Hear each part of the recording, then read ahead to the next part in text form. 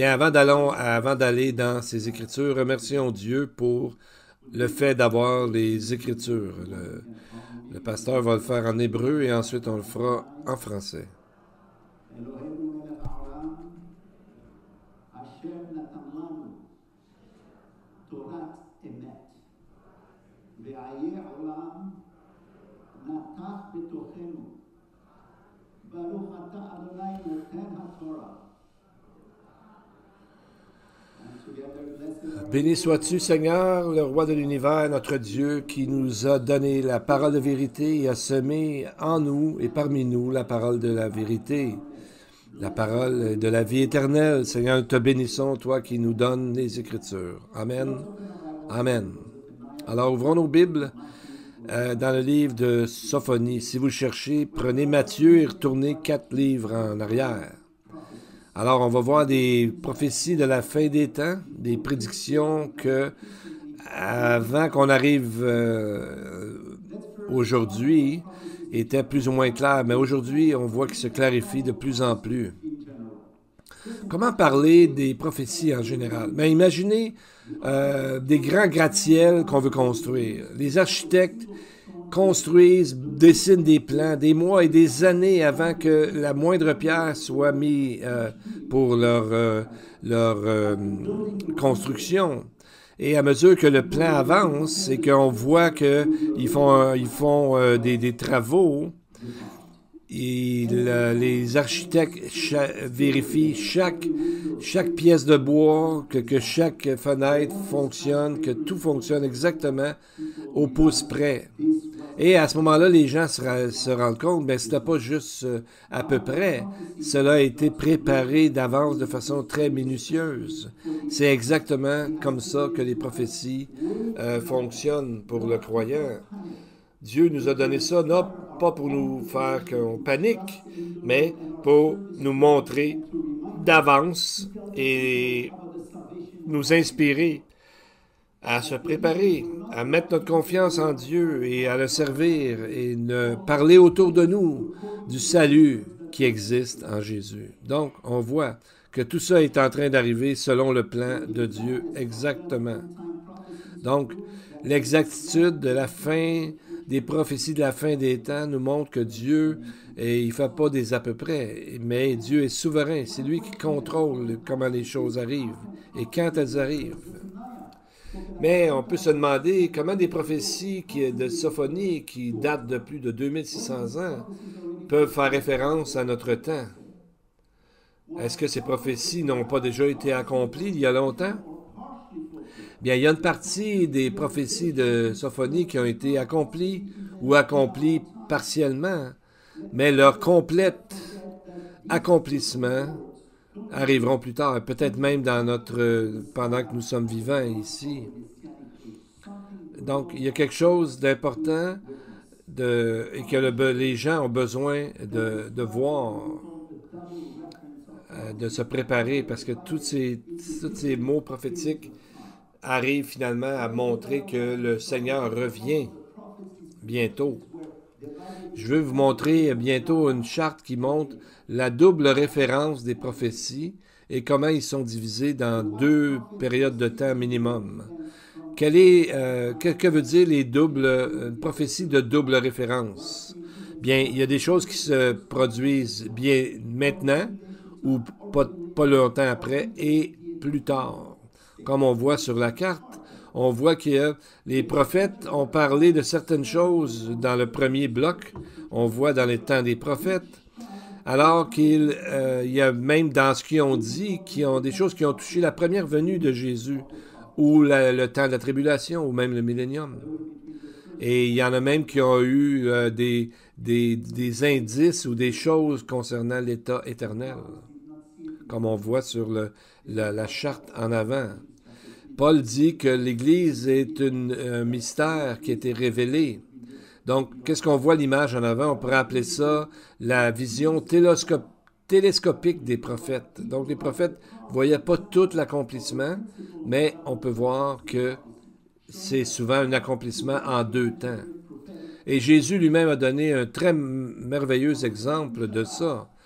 alors qu'il y avait un sabbat, on nous dit qu'il est allé et on a pris le livre d'Ésaïe, il a lu une phrase à moitié.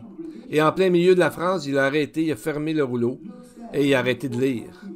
Luc 4,20 nous dit que tous les yeux de tous les gens de la synagogue étaient fixés sur lui. Parce que d'habitude, on ne fait pas ça.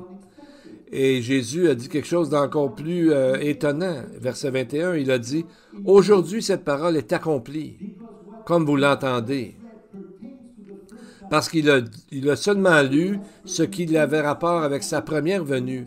La deuxième partie parle de sa deuxième venue, comme on voit dans Ésaïe 61, quand Dieu vient avec la vengeance, dit qu'il y a un jour de vengeance de notre Dieu. Et c'est ce qu'il a lu dans la synagogue. C'était le passage d'Ésaïe. Mais Jésus a coupé le verset 1, le verset 2. Il n'a pas parlé de la vengeance de Dieu parce que c'est quelque chose qui a rapport avec, comme on a dit, le jour du Seigneur et qui est à venir. Et donc, la deuxième partie de cette prophétie va s'accomplir à la deuxième venue du Seigneur, qu'on appelle aussi le jour du Seigneur. Donc, on voit que les prophéties de Sophonie sont concentrées et sélectionnées de façon particulière. Et en plus, il parle d'endroits particuliers et de pays.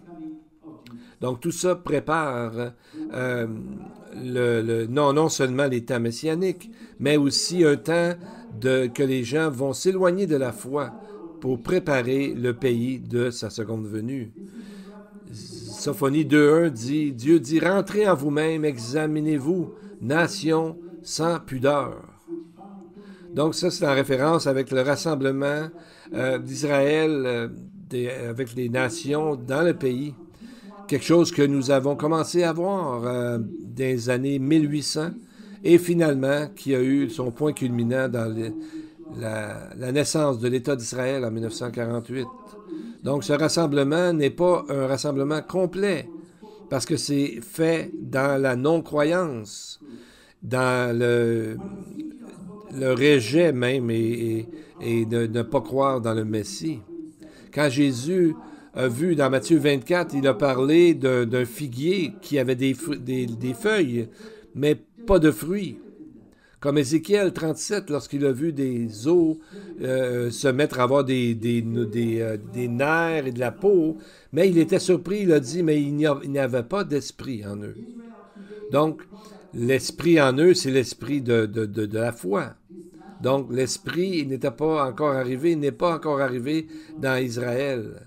Cette partie sera dans la partie de la prophétie qui s'accomplira plus tard. Je vous donne un exemple. Parce que Exode 20, 34 nous dit que cela sera fait dans la colère de Dieu et non dans la paix. Dieu dit, je vous ferai sortir du milieu des peuples et je vous rassemblerai des pays où vous êtes dispersés, à main forte et à bras étendus, et en répandant ma fureur.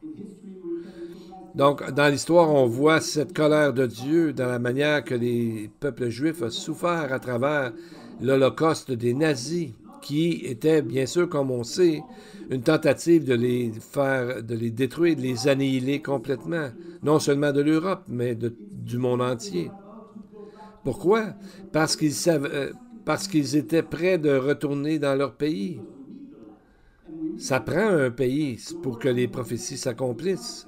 Donc, à la fin de la Seconde Guerre mondiale, qui a fini en 1945, les nazis n'ont pas ça n'a pas fonctionné pour eux parce que l'État d'Israël est né en 1948. Et dans le prochain verset d'Ézéchiel, verset 35, Dieu dit, je vous amènerai dans le désert des peuples, et là, je vous jugerai face à face. Ce jugement est celui du jour du Seigneur que Sophonie nous a parlé, nous a expliqué dans le chapitre 1. C'est là que Sophonie nous dit que nous amène dans une grande tribulation, dans les temps de la tribulation, et nous décrit des endroits et des peuples qui vont combattre Israël. Les prophéties de Sophonie sont comme une séquence des prophéties de Jésus pour la fin des temps de Jérusalem. On a vu que Jésus a parlé aux croyants juifs qui seront présents dans la dernière partie de la tribulation. Il lui leur a dit d'avance, dans Matthieu 24 et Luc 21, que lorsqu'ils verront l'abomination de la désolation dans le temple, donc le troisième temple, et lorsqu'ils verront les armées venir et entourer Jérusalem et Israël, de s'enfuir vers les montagnes, dans les montagnes de Judée, que les prophètes de l'Ancien Testament indiquent comme étant la direction de Pétra. C'est à cet endroit que Sophonie, dans sa prophétie, arrive et nous décrit comment Jérusalem sera envahie et comment les captifs seront pris.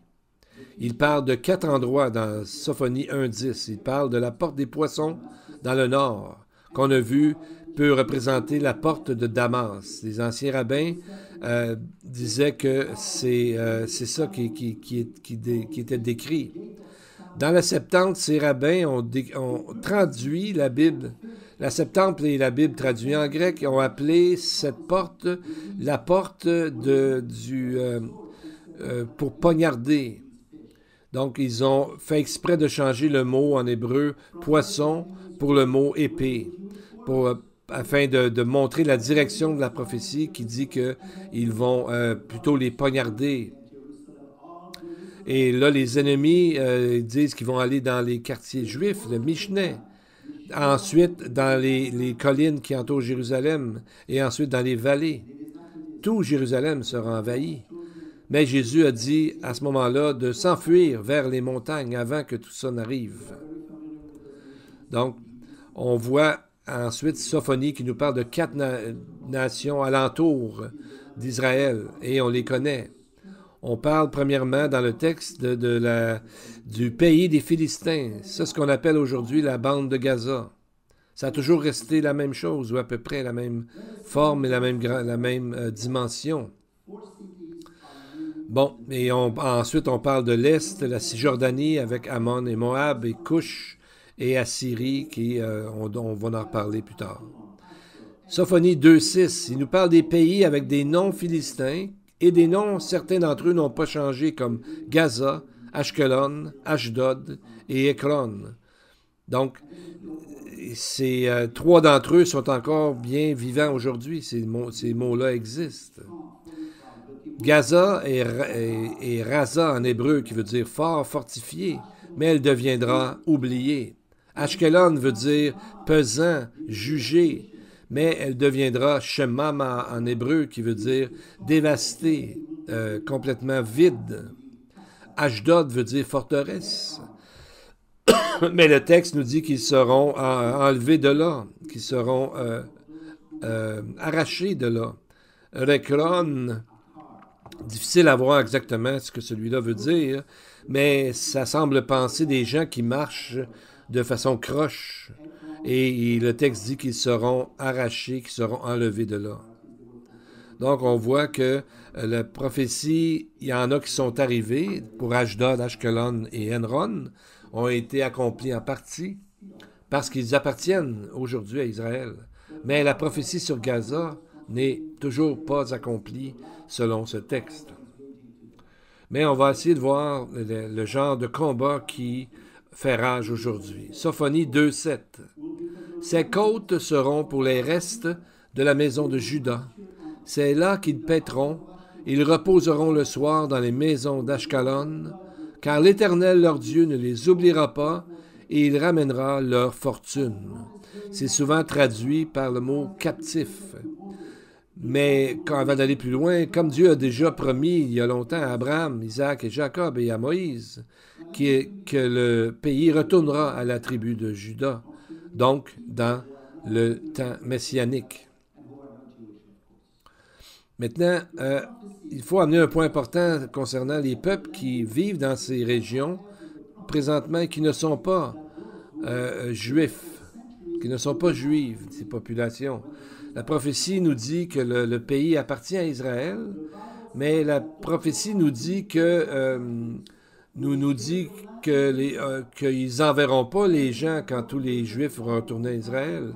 La Bible dit que ceux qui demeurent là depuis des siècles vont partager le pays avec Israël, c'est quand même fort. Et on voit dans Ézéchiel 47, 21 à 23, qu'est-ce que Dieu dit à ce sujet.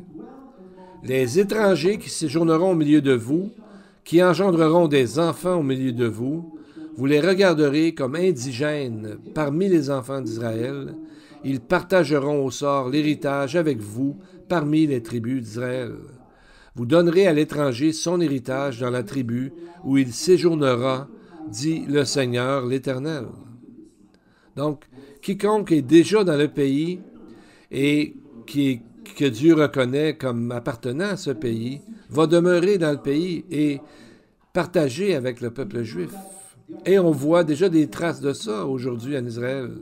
Saviez-vous qu'il y a entre 1,7 à 2 millions de Palestiniens qui vivent dans le pays d'Israël avec le peuple juif et qui ont les mêmes droits? Ils ont le droit de voter. Ils ont la liberté de parole.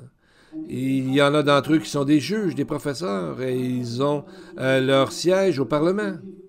Je ne parle pas de ceux qui vivent en Cisjordanie, mais de ceux qui vivent dans le pays d'Israël qui est souverain. Il y a beaucoup de gens qui vivent là. C'est le genre de nouvelles qu'on n'entend pas souvent parce que les médias nous proposent, nous montrent toujours Israël comme l'agresseur, le vilain, et plusieurs chrétiens, malheureusement, commencent même à croire ça.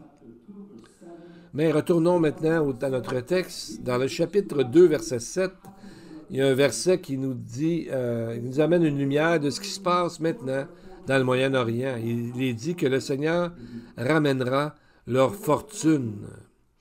Mais le mot fortune, sebout, en hébreu, peut être traduit aussi de prendre des captifs.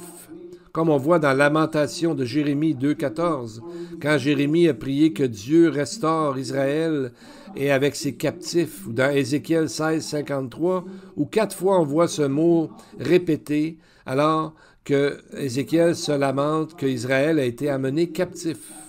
Donc, on devrait plutôt traduire ça comme « il ramènera les captifs » et non pas « va restaurer leur fortune » comme d'autres traductions ont. Mais ces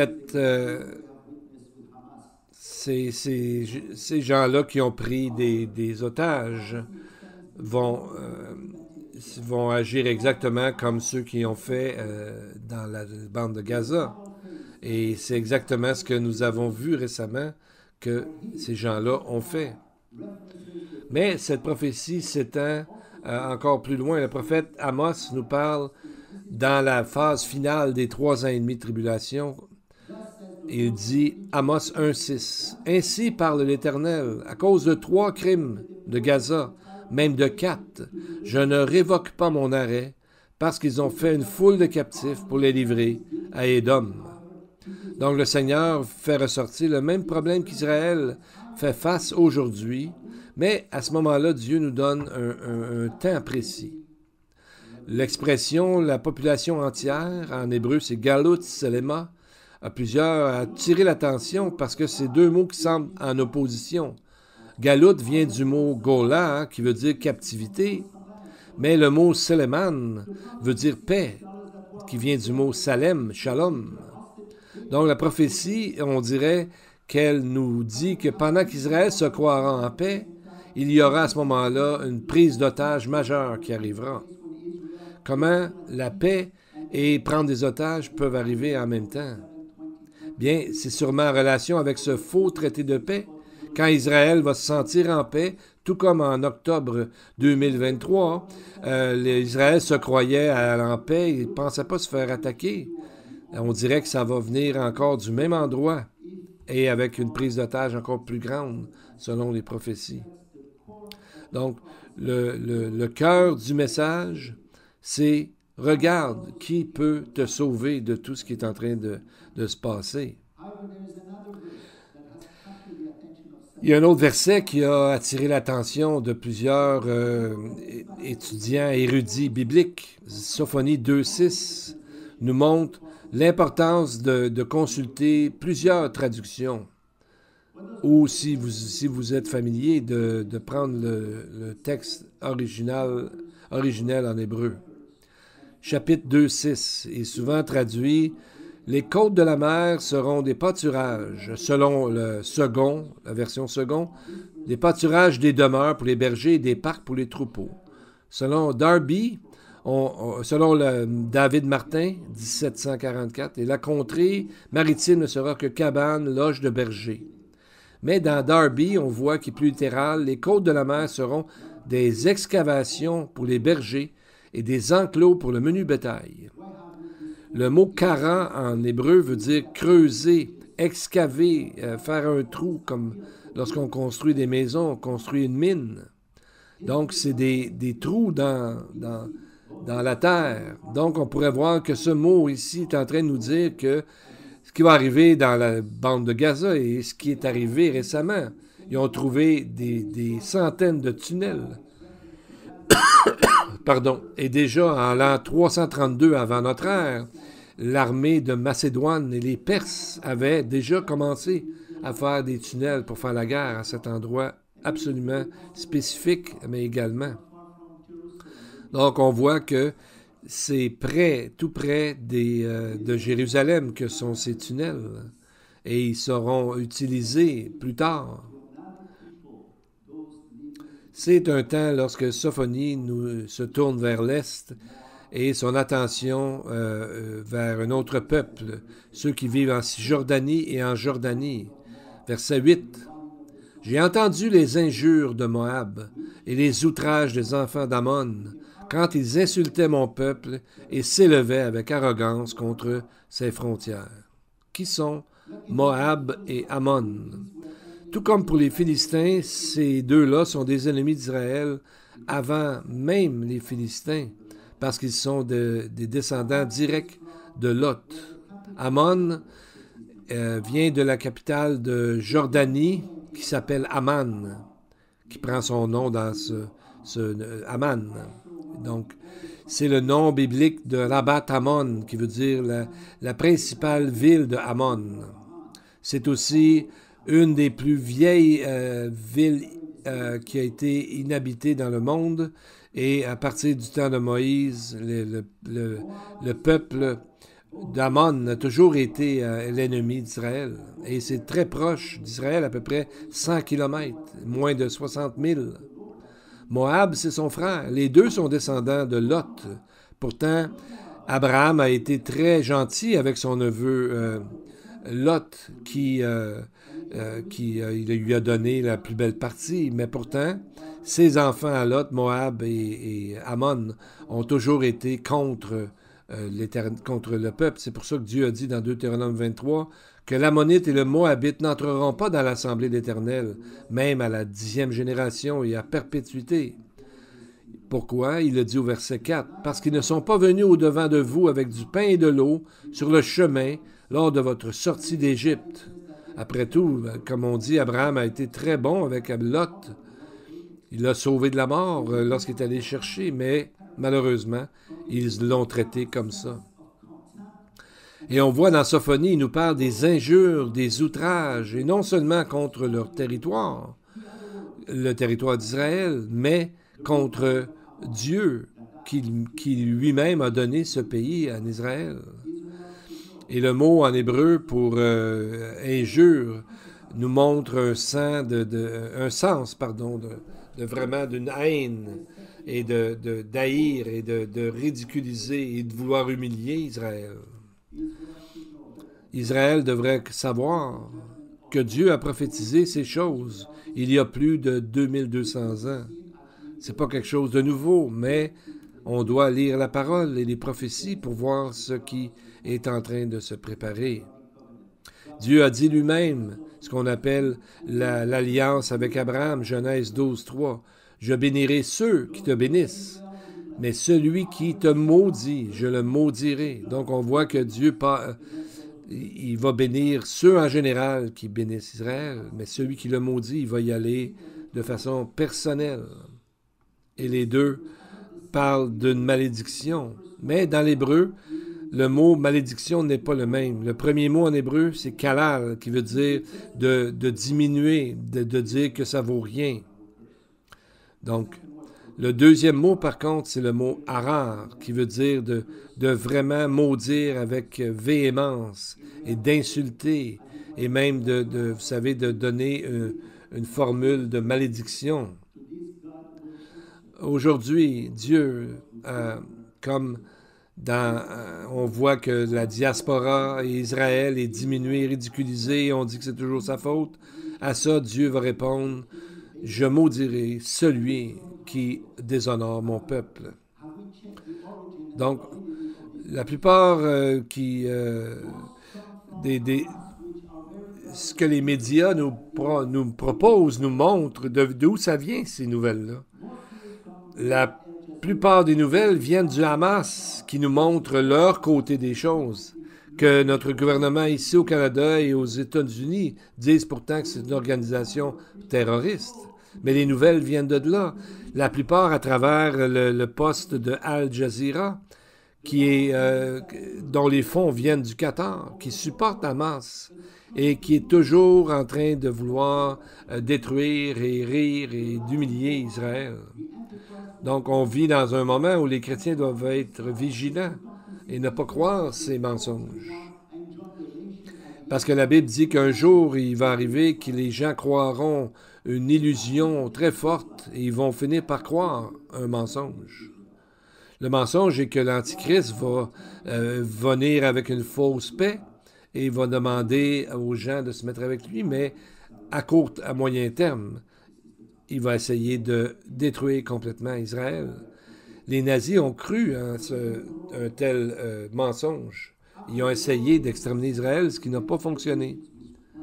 Zacharie 2:8 nous dit « Ainsi par l'Éternel des armées. Après cela, je viendrai la gloire. Il m'a envoyé vers les nations qui vous ont dépouillés, car celui qui vous touche la prunelle de son œil. » Donc, la prunelle de son œil, les scribes ont changé ça parce qu'ils ont dit que ça se peut pas qu'on puisse toucher à la majesté de Dieu. Et la prunelle de son œil, de mon propre œil, l'hébreu dirait plutôt. Donc, c'est à peu près l'image la plus forte parce qu'un œil, c'est très fragile. Donc, c'est pour montrer que Dieu ne peut pas rester en retrait comme ça toujours pendant que son peuple est persécuté. Oui, lorsqu'on touche à Israël ou à un chrétien, en fait, on touche à la prunelle de Dieu. On touche à quelque chose qui est très sensible chez Dieu. Est-ce que ça veut dire que tout ce que fait le gouvernement d'Israël est correct? Non, je ne le crois pas personnellement.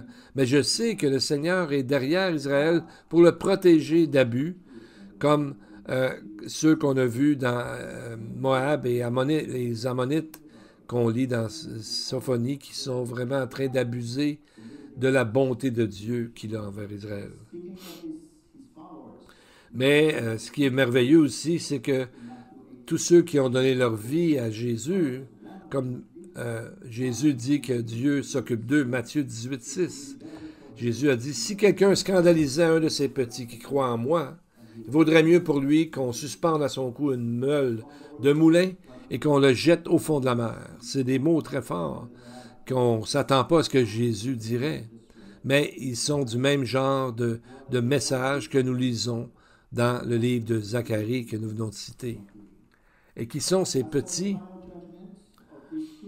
Il le dit au verset 23, il dit « Je vous dis, si vous ne convertissez, vous devenez comme les petits-enfants. Vous n'entrerez pas dans le royaume de Dieu. » Il dit « Gardez-vous de mépriser un seul de ces petits » au verset 10, parce que les anges dans les cieux voient continuellement la face de mon Père qui est dans les cieux. Et on voit dans le jugement final de ces endroits-là, Jérémie nous en parle, Jérémie 48-47. Pour Moab, il dit « Mais je ramènerai les captifs de Moab dans la suite des temps. Tel est le jugement sur Moab. » Pour Amon, Jérémie 49, 1-2 dit que ceux qui vont survivre vont se tourner vers Dieu. Et un reste parmi les Ammon sera aussi dans le royaume selon Jérémie 49, 6. Dieu dit « Après cela, je ramènerai les captifs des enfants d'Ammon. » C'est des bonnes nouvelles. quand on parle d'Amon, Moab et même Israël, il faut faire une distinction entre les gens qui sont dans le reste, donc qui croient, qui ont la foi, et les autres. Et ce qui est important aussi au sujet d'autres villes, la Syrie et Ninive. Pourquoi en parler à ce moment-ci? Sophonie 2.13. Il étendra sa main sur le nord, il détruira la Syrie, et il fera de Ninive une solitude, une terre aride comme le désert. La question est, qui est la Syrie aujourd'hui? Et pourquoi parler de Ninive, qui n'est pas une menace au moment où on se parle? Plusieurs rabbins se sont posé la question et ont cru que c'est à travers la Syrie, le prophète parlait en réalité de Babylone. Et voici le verset 15 qui nous parle de Ninive. Voilà donc cette ville joyeuse qui s'assit avec assurance et qui dit en son cœur, « Moi et rien que moi. » Ici, le prophète se moque de le faux sens de sécurité de Ninive. Mais ce que cette ville dit est très semblable à ce que d'autres nations, avec les mêmes intentions, ont commencé et continuent à dire contre Israël. Babylone a dit la même chose. Ésaïe 47, 7, elle dit « À toujours, je serai souveraine. » Et le royaume de Tyr, qui sera aussi en train de dire, comme Ézéchiel, ira même plus loin en disant « Je suis Dieu et je suis assis dans les lieux, avec les autres dieux au milieu des mers. » Et on voit en plus Apocalypse 18, 7, Babylone qui dit « Je suis assise en reine, je ne suis pas veuve et je ne verrai pas le deuil. » Il croit vraiment ça. Vous savez, quand on répète un mensonge et on vient finalement qu'à le croire, parce que c'est bien convaincant, ça a l'air vrai, ça a l'air logique, mais dans une fausse conviction, le mot de parler contre les autres ou d'amener des histoires qu'on ne devrait pas. En grec, c'est le mot diabolos. Diabolos veut dire ennemi, veut dire aussi quelqu'un qui parle en mal d'un autre. Je vais terminer avec une illustration. Avez-vous entendu parler de la cage qui avait été peinturée? Bien, il y avait un oiseau une fois qui était pris dans une cage et à travers le temps, bien la cage, vous savez, la peinture commençait à s'écailler et ça devenait un peu laide et vraiment... Mais alors, le propriétaire le peint en or. Et les gens venaient voir ça, c'était beau, ça avait même l'air plus confortable. Et à la longue, l'oiseau a cessé d'essayer de se sauver. Il voyait comment c'était beau, la beauté, l'illusion, et il a commencé à se dire, ben, je suis fait pour vivre, moi, dans cette cage-là. Donc, c'est ce que le mensonge fait. Ça nous rend désorientés.